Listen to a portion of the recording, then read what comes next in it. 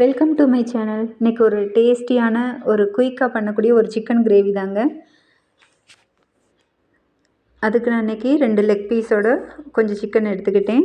இதில் மஞ்சள் பொடி, மிளகாய்த்தூள், கொஞ்சமாக தயிர் 3ஐயும் கலந்து இப்போ கொஞ்சம் நம்ம ஊற வச்சுருவோங்க. இது நல்லா ஊறிக்கிட்டு இருக்க டயத்தில் இப்போ நம்ம கொஞ்சம் மசாலா நம்ம ரெடி பண்ணிக்கிடலாம். இப்போ இந்த கடாயில் நான் மல்லி தாங்க எடுத்திருக்கேன். 3 மிளகாய், காஞ்ச மிளகாய், மிளகு, சோம்பு, அதோட சின்ன சீரகம், 3 லவங்கம்,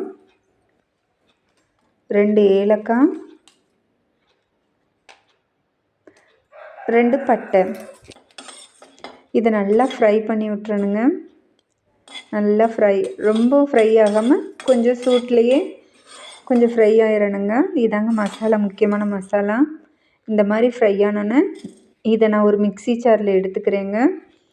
இதை நல்லா இப்போ அரைச்சிட்டு இந்த பவுடரை நம்ம தனியாக வச்சுக்கிடுவோம்.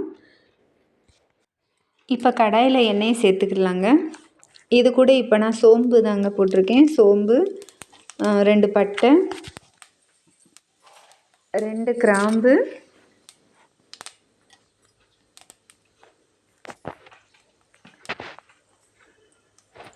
2 ஏலக்காய், ஒரு கைப்பிடி வெங்காயங்க. ஒரு வெங்காயம், பெரிய வெங்காயம் எடுத்துக்கிட்டேன். இதோட நல்லா வெங்காயம் கொஞ்சம் வதங்கின பிறகு கருவேப்பிலை கொஞ்சம் சேர்த்துக்கிடலாங்க. இது கூட இப்போ நான் பூண்டு, இஞ்சி பூண்டு பேஸ்ட்டு தாங்க கொஞ்சம் கலந்து விட்ருக்கேன். நல்லா இப்போ இஞ்சி பூண்டு பேஸ்ட் நல்லா பச்சை வாசனை போன பிறகு தக்காளி கொஞ்சம் கலந்துக்கிடலாம். இப்போ நல்லா வதக்கி விட்டுறணுங்க. வதக்கி விட்ட இந்த மாதிரி ஆன பிறகு நம்ம எடுத்து வச்சுருக்க சிக்கனை இதோட கலந்துக்கிடலாங்க. இந்த சிக்கனை இப்போ இந்த இதோட மசாலாவோடு நல்லா பரட்டி விட்டுட்டு இது கூட வேகிறதுக்கு நம்மளுக்கு உப்பு தேவையான அளவு சேர்த்துக்கிடலாம்.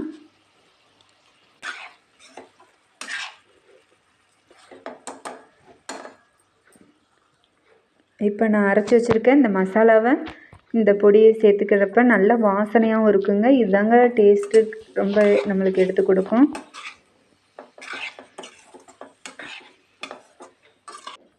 ரொம்ப சிம்பிளாக முடியக்கூடிய வேலைங்க இதெல்லாம். இப்போ நான் தண்ணிலாம் எதுவும் சேர்க்கலை. அது இந்த கறியிலேயே நம்மளுக்கு தண்ணி விட்டுரும். அதனால் கொஞ்சம் வேகிறதுக்கு ஒரு அரை மணி நேரம் நல்லா வேகட்டுங்க. வெந்த பிறகு இப்போ பார்த்தா நல்லா சூப்பராக வெந்திருந்துச்சுங்க.